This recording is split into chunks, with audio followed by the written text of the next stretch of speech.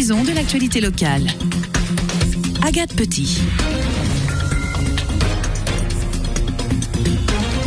Last but no least sur Sun, c'est la revue de presse d'Agathe Petit. Bonjour Agathe. Bonjour Charles, et oui, je t'ai tendu un piège sournois avec cette citation anglaise, mais tu as relevé le défi avec plus ou moins de brio. Je te dis bravo quand même. Bonjour à toutes et à tous, et oui, c'est la dernière, mais on va faire comme si de rien n'était, car l'actualité, elle, ne s'arrête pas. La preuve avec ce constat dressé par l'hebdo de Sèvres-et-Maine, le bâtiment est en crise, ça va mal, très mal. L'année 2013 avait déjà été très mauvaise en Loire-Atlantique, avec seulement 10 302 mises en chantier de logements, moins 9,4% par rapport à 2012, à tel point que le secteur a perdu près de 70 sociétés et 800 salariés. 2014 n'aura qu'aggravé la tendance, ainsi qu'on peut le constater sur ce schéma. On le voit pas très bien malheureusement, mais bon, on voit clairement que la tendance est à la baisse. Sur les 3386 entreprises restantes dans le département, 348 sont en grande difficulté. Bien sûr, l'emploi suit la même pente. Premier à trinquer, l'intérim. Problème, pas de reprise en vue. Pourquoi est-ce que ça va encore plus mal? Les précisions d'Hervé Pavageau, co-auteur avec Laurent Fortin et Vincent Malbeuf de ce dossier. Il y a une chute du nombre d'autorisations de permis de construire en Loire-Atlantique, qui est pas nouvelle, mais notamment entre 2013 et 2014, il y a vraiment une forte baisse. Sur les Pays de la Loire, en 2013, il y a eu pratiquement à peine 22 000 permis de construire délivrés. Sur 2014, on est à 13 626. Et cette chute-là, on va la retrouver également sur la Loire-Atlantique, où les professionnels du bâtiment et des travaux publics disent que la baisse du nombre de permis de construire se situe autour de 25%. L'autre explication concerne les collectivités qui assurent aussi énormément de chantiers pour ces entreprises. Il y a une forte baisse des investissements. Alors c'est lié notamment à la baisse des dotations. Il y a aussi la période électorale en 2004. C'est toujours une période un peu apathique. Qu'est-ce qui peut sauver le secteur? Alors ce serait la construction de logements neufs. Sur quoi est-ce qu'on peut agir dans un premier temps? Du côté des collectivités, il y a un chiffre qui a été évoqué qui dit que les collectivités, toutes confondues, communes, départements, régions, représentent 75% des investissements. Là, c'est vraiment là aussi l'autre attente. C'est un des leviers principaux qu'attendent les entrepreneurs. Est-ce qu'il y avait trop d'entreprises du bâtiment? Ça, on n'a pas réussi, nous, à avoir cet élément de réponse. Sur le secteur du vignoble, ça a toujours été un territoire très dense en termes d'activité, justement, bâtiments et travaux publics. Alors, avec aussi beaucoup d'entreprises avec 2, 3, 4 personnes, ça vraiment, je pense que ça collait à la demande. Ce qui se passe, en fait, qu'on interroge les entreprises, elles ont surtout vu leur effectif grossir au fil des années, notamment au début des années 2000, où il y avait énormément de chantiers, et depuis que ça va mal, on va dire depuis vraiment 3-4 ans, ce qu'elles font, c'est qu'elles réduisent leur personnel, elles licencient, elles arrêtent les contrats intérimaires. Est-ce que c'était pas prévisible quelque part cette situation? Il y a eu des lois qui ont fait notamment, je pense que tout ce qui est normes sismiques, tout ça, ont un coût sur la construction. Ça c'est aujourd'hui on sait que c'est ce qu'ils disent. D'ailleurs le coût de la construction est très élevé, et de l'autre côté, avec la crise, les ménages n'ont pas des revenus qui ont suivi. Voilà, ce qu'il faut retenir, c'est qu'effectivement les secteurs jusque-là épargnés, tels que le vignoble, commencent à en pâtir, et ça touche les petites comme les grosses entreprises. Exemple avec la société de pierre et de gravier Aubron-Méchineau à Gorges, qui a licencié récemment 9 personnes sur 130 salariés. Bien sûr, cela a aussi des répercussions sur les cabinets d'architectes et les autres professions satellites, si je puis dire, du BTP. Et oui, ça fait un moment que les professionnels du secteur tirent la sonnette d'alarme. On change de sujet, on va s'intéresser à l'avenir de notre pays, les jeunes. Qui sont les jeunes? C'est la question que pose la rédaction de Thinkovery. Question vaste, certes, mais l'avantage dans ce magazine, c'est que chaque thématique occupe la place qu'elle nécessite, en l'occurrence 12 pages. C'est une enquête qui a pour but de comprendre ou d'approcher la réalité des 18-25 ans, loin du préjugé parisiano-parisien de la génération dite Y. On y apprend plein de choses, et la première, c'est que je ne fais plus partie de ce qu'on appelle les jeunes. À 26 ans, je suis passée de l'autre côté côté de la barrière, celle pour qui tout va désormais très vite, trop vite, à en croire les plus blasés. Les 18-25 ans donc représentent 10% de la population en France. 47% d'entre eux sont intégrés dans la population active. Si on retire les étudiants, 20% d'entre eux sont en dehors du système, chômeurs ou inactifs. Mœurs, études, emploi, Europe, vision de la politique ou du devoir électoral, culture, Internet, c'est un dossier globalement rassurant, il faut le dire, signé Hugues Demeude. C'est une véritable réhabilitation, on peut le dire, de la jeunesse française à mettre dans les mains des parents et des enseignants et à découvrir donc entre les pages 57 et 69 du magazine nantais. Ouais, du coup, quand je vois tes commentaires, moi je passe vraiment pour un vieux briscard. Allez, bientôt le Fixodent pour manger des pommes et justement des pommes. Eh bien, il en est question. Je vois que tu as gardé ta meilleure transition pour la dernière. Merci Charles. Allez, moche, celle-là.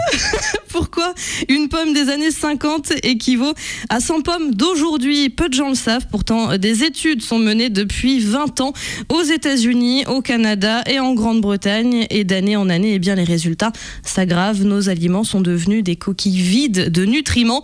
Amélie Mouget, journaliste à Terra Eco, elle s'est penchée sur le contenu de ce que nous pensons bon pour notre santé, mais qui finalement est bien pauvre en apport nutritionnel. Voici ces éléments d'explication. Sur les explications, il y en a deux en fait. Il y a le fait qu'on ne mange pas les mêmes variétés de pommes aujourd'hui qu'il y a 50 ans. La diversité des variétés d'aliments qu'on mange s'est considérablement réduite. Et en fait, les pommes qu'on mangeait il y a 50 ans étaient plus riches en nutriments.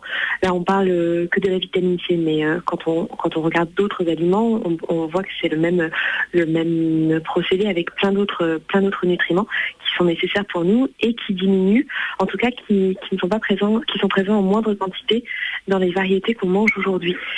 Alors l'explication à l'origine de ce déclin de la composition nutritionnelle des aliments, c'est qu'on a choisi des variétés qui poussent plus vite, qui sont plus résistantes aux insectes, aux conditions climatiques, mais pas forcément qui sont plus riches en nutriments.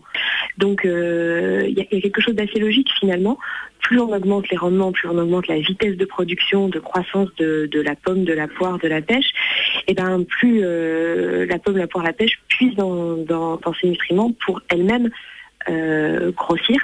Et nous, en bout de course, on en a moins. En fait, il faudrait les choisir mieux ou les choisir sur d'autres critères. 20 ans qu'on fait des études, mais on n'en entend pas parler, alors que c'est quand même un sujet, l'alimentation, on en parle beaucoup, manger mieux, etc.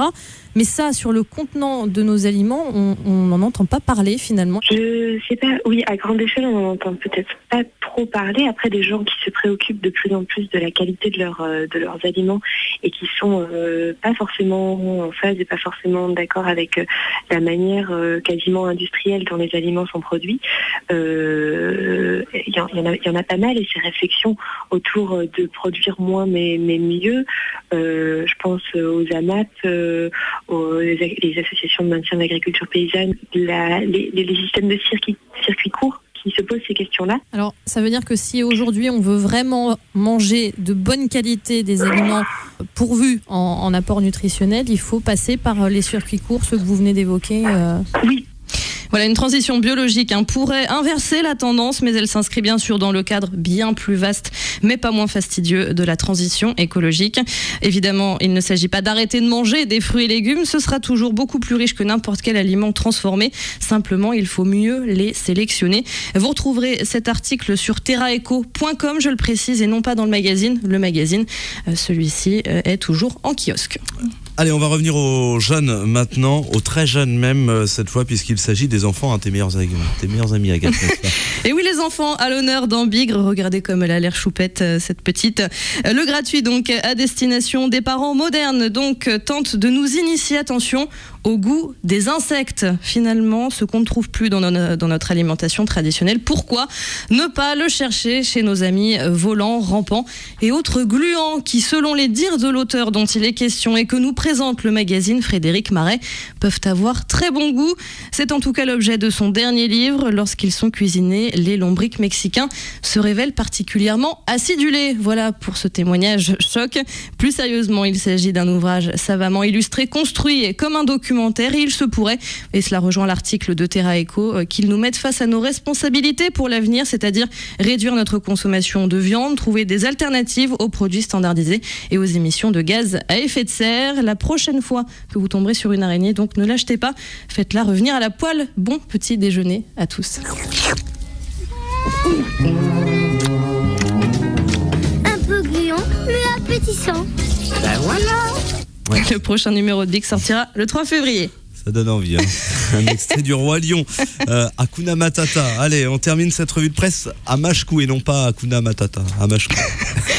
Machecoul, commune du Pays de Ré qui a vécu cette semaine, on va reprendre un peu notre sérieux, un événement brutal. Lundi dernier, un adolescent armé a pris en otage pendant près de 3 quarts d'heure une classe du lycée professionnel Saint-Martin pour une raison encore assez confuse. Il s'est rendu et il n'y a eu heureusement aucun blessé, mais 10 jours après l'attentat de Charlie Hebdo, cette affaire a généré un traumatisme au sein de l'établissement. 50 gendarmes et 2 négociateurs ont été mobilisés car en ce moment le terme de prise d'otage est relativement sensible. Après 48 heures de garde à vue, le preneur d'otage a été mis en examen pour séquestration aggravée, violence avec arme et conduite sans permis. Il a ensuite été placé en détention provisoire à l'établissement pénitentiaire pour mineurs d'Orvaux, au nord de Nantes, donc domicilié à Corcouët-sur-Logne et membre de la communauté du voyage. Il n'était jusqu'à présent pas connu des services judiciaires. Une page est donc consacrée à cette journée dans le courrier du Pays de Ré, témoignage à l'appui. Et puis un mot avant de vous quitter pour de bon. La revue de presse s'arrête momentanément seulement, mais les journaux, les radios, les magazines continuent d'émettre et de sortir en kiosque. Alors continuez de lire et d'écouter la radio. On a la chance de vivre, je me permets de le dire, sur un territoire qui est un vivier très dynamique pour les médias. Il faut donc en profiter, soutenir la presse. Ce n'est pas simplement acheter Charlie Hebdo une fois qu'un drame est arrivé, même si c'est bien de l'avoir fait. C'est aussi et surtout acheter différents titres de temps en temps, s'abonner. Bref, être curieux. Ouais, être curieux et puis écouter Sun aussi. Bien sûr, mais ça va de soi. Évidemment. Et si vous êtes là, c'est que vous le faites déjà et c'est très bien. Et on vous en remercie. Merci effectivement Agathe pour cette revue de presse qui s'achève aujourd'hui, mais de manière provisoire. Merci à toi et très bonne continuation pour la suite. C'est pas terminé, c'est encore ce soir qu'on te retrouve dans le 17-19 pour les infos pendant le... Jusqu'à 19h. Voilà, dans le 17-19 de Guillaume Planchard. Merci beaucoup, bonne matinée, bonne journée à toutes et tous.